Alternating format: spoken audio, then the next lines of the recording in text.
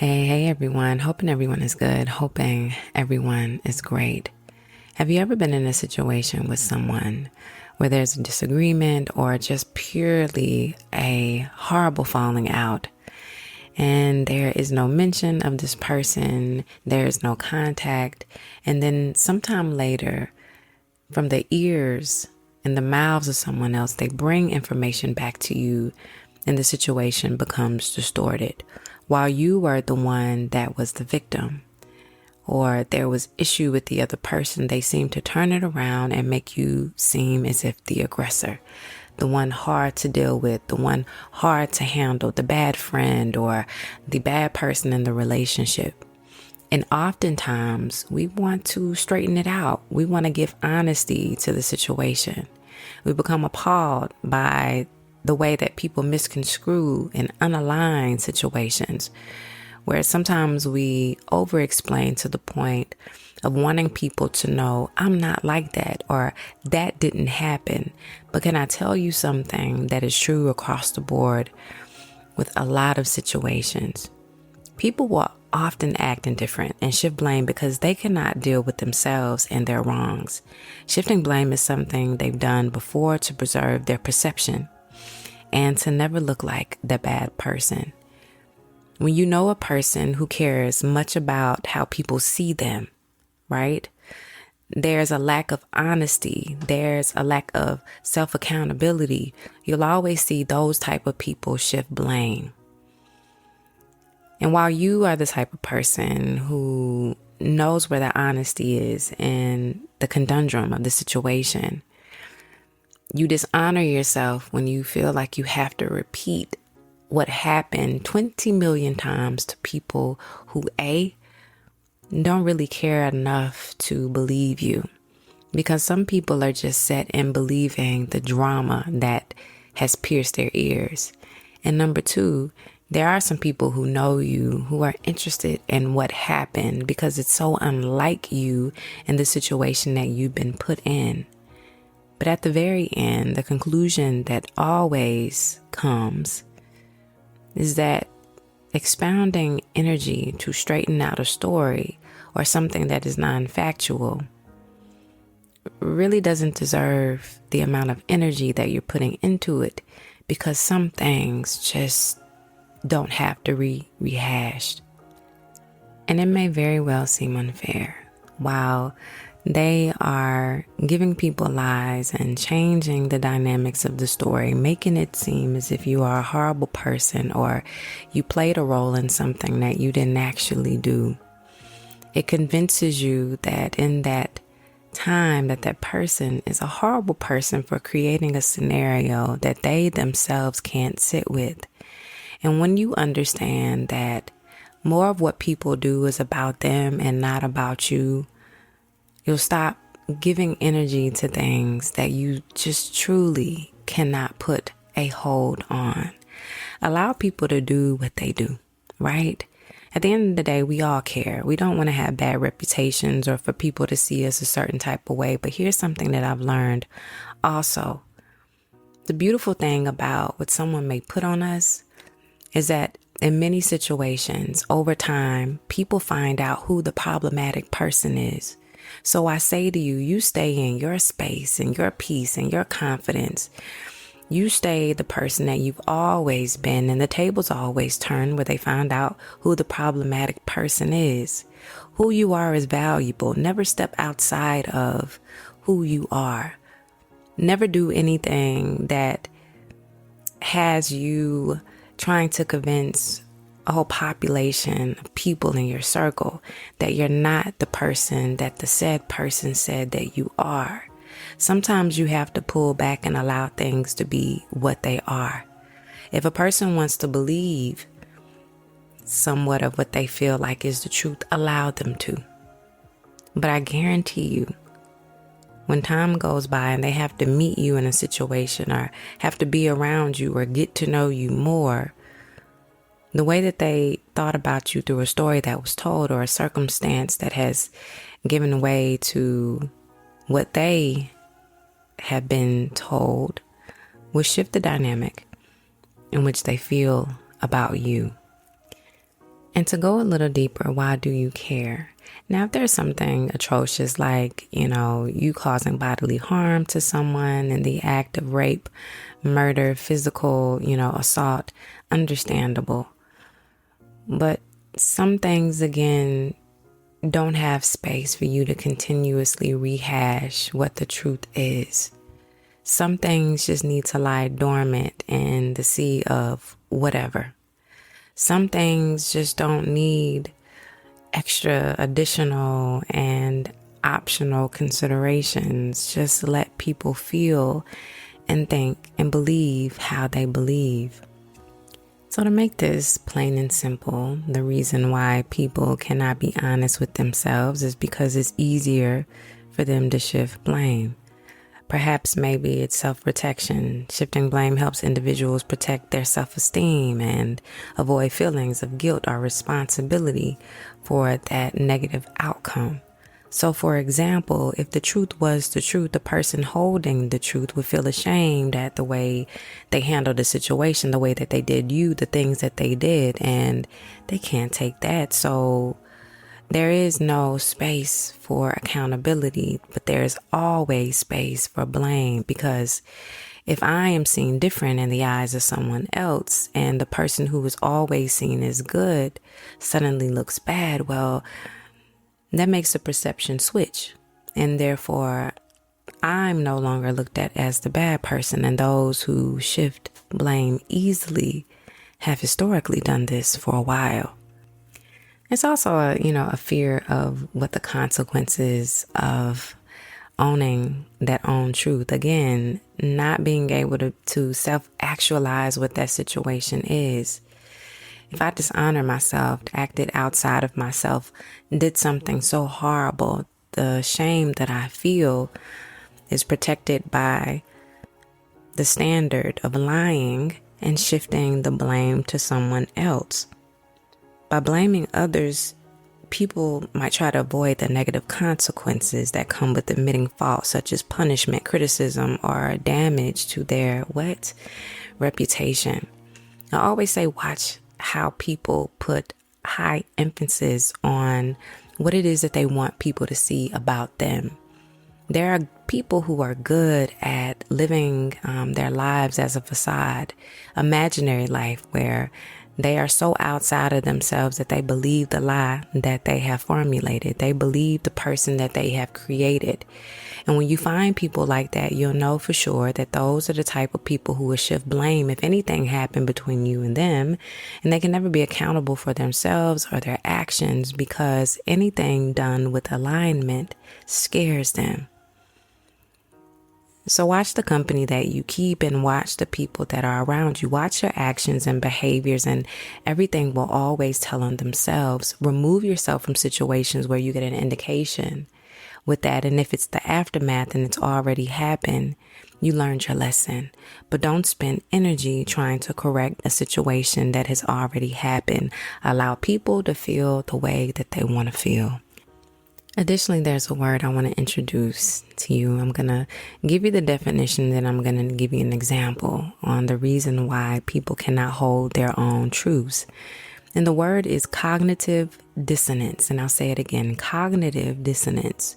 And it is a psychological term. It deals with psychology and the mind. And basically what happens is a person will hold two or more beliefs that are contradictory to their values or their attitudes simultaneously. And it often leads to discomfort or tension in the most truthful part of themselves. Now, the example of cognitive dissonance for a person would be a person who says they honor honesty and always want people to be honest with them, but yet in situations they're dishonest and don't take accountability for the things that they do. If they value the honesty, why isn't that they can't be honest with themselves and other people? That is defined as cognitive dissonance. And what motivates a person to be untruthful, cognitive dissonance, is by changing their beliefs, acquiring new information, or minimizing the importance of the conflict So, for example, you and your friend got into it in the beginning of the situation. They were dead wrong, and in the situation, you find that they didn't want to take accountability for the thing that they did. And so you go round and round like we often do with people who don't want to listen, don't want to hear. And you decide, because it has become too much, you take a break. You decide we're no longer friends, or it's upset you so much that there is no communication. And then, as the example in the beginning of the episode said, time has went by and you find out that the story has been flipped. But listen, cognitive dissonance states that a person holds two contradictory beliefs. They knew that they were in the wrong. They don't like to be wrong, but they wronged you. But their attempt in lessening what's harmful and what hurts is that they pretend that it didn't happen. And they minimize the importance of what actually happened to you. Another thing, this has a lot to do with people's persona and how they perceive themselves. Social pressure to show up a certain way or be a certain type of person can conflict and also hurt self-actualization and the truth that a person holds within themselves, because social pressure often makes people shift blame, pretend that what happened didn't happen, that they have to be perceived a certain way because people are counting on them to always be the person that they show up as. Listen, I say this a lot. A person who is true in who they are will show up as themselves every single time when the lights are on and when it's off. And it's another key indicator. Again, you have friends, you have family members, you have co-workers that you know of. Many of you who know that they have several different masks. And best believe that if those people can switch like that, baby, they will switch on you. And so the social pressure from other people to be a certain way will always heighten their avenue of blaming others because they can't deal with themselves and their own truths. And the biggest and most obvious thing is that the reason why people shift blame is because they lack accountability. In environments where accountability is not enforced, shifting blame can become an habitual response to avoid responsibility. This is why I said that the history of what people do lies in what they've always done and got away with. If I never had to deal with myself and the negative things that I have done to others, where it was so easy for me to lie and say, I didn't do that, I didn't say that. You know me enough to know that I am not that person and I got away with it, and a round of people believe me, and then I would do the same thing over and over again. And the thing that's crazy about this too, I want y'all to think about this as well, because if you're in a situation and stuck and upset because the person is not taking the responsibility of saying that it was them, I want you to also look at this on the outside. While you think that this person is getting scot-free, getting over on not recognizing and not putting their hand on what it was that they did to you, I guarantee you that people, those who really have a heart source, those who really feel compelled to be honest in some sort of way, they feel bad. They may not show you, they may not voice it to you, but anyone who has a heart, anyone who gets penetrated by doing wrong and knows what wrong and right is, suffers. And even if that's not what it is, I'll tell you again to stop wasting your energy on trying to correct what was said, what happened. Stop trying to prevent people from doing and behaving the way that they are. They are just what they are. They're who they are. Take it as a lesson and keep moving forward. Now, in a situation where you feel like you have to clear up something because it's serious, where it could maybe affect your job or your relationship with people that you love, where it's something that you feel that you can't just bypass and allow things to happen, here are some things that I feel like you can do. Now, initially, when it's when it has come to you, when someone brings the news of what they heard, and if it's someone who seems to be interested in wanting to know the truth because they know you and it just seems outside of who you really are, number one, stay calm. Stay calm about what was said. Try not to have an extensive reaction. Take it in, because, one thing about lies as well is that it has some form of truth in it. So listen to its entirety of what is said and try to stay calm. Take a moment to gather your thoughts and approach the issue calmly. Second, listen, I'm one for this. Collect the information, like they say, get all the receipts. If it's a person who really cares about you and wants to know, and now this is a situation where it's extreme, right? But if it's a situation where it's extreme, listen, have your receipts together. This and this happened. This is what happened. This is me showing proof that there was no form of anything on me, that this whole situation is misconstrued, and I got all of this. Sometimes showing the receipts is the guarantor of you being absolved from what people have said and what people are currently doing to you, and listening to what a person has said that is not the truth. And I mean, if you really got to get serious on it, where it's really affecting your livelihood again, people that you love, your job, maybe confronting the person, maybe an ideal situation, address the source. If it's possible and safe, speak directly to the person who spread the lie. But as we know, many people like to avoid situations. So that may not be the part 3 that you're looking for, which goes back to not expounding your energy. But if you have the chance to have a sit down with the person and to ask questions and to figure out why it is that they wanted to shift blame, then do that. And the last, if it's really that serious, y'all already know, take out legal action. But this is more on a situation where it happens with us all. Again, an argument ensues. Things are said or not necessarily said, and the person likes to flip the script and make you seem like the most horrible person in the world. In many situations, just allow yourself to just be in a space of, it is what it is. I'm not correcting. I'm not overanalyzing. I'm not thinking too hard on. I'm saving no one but me. And if one person wants to feel that they believe what is said, then that's a person that was never for me, doesn't know me, and doesn't care to even understand what the truth is. And to round it out, one thing I'm learning too about just living in life, number one, we have to live with people regardless of, how good they are, how bad they are. We'll have circumstances where we'll bump heads, we'll disagree. It may not be aligned. People are here for a season. We have to understand that.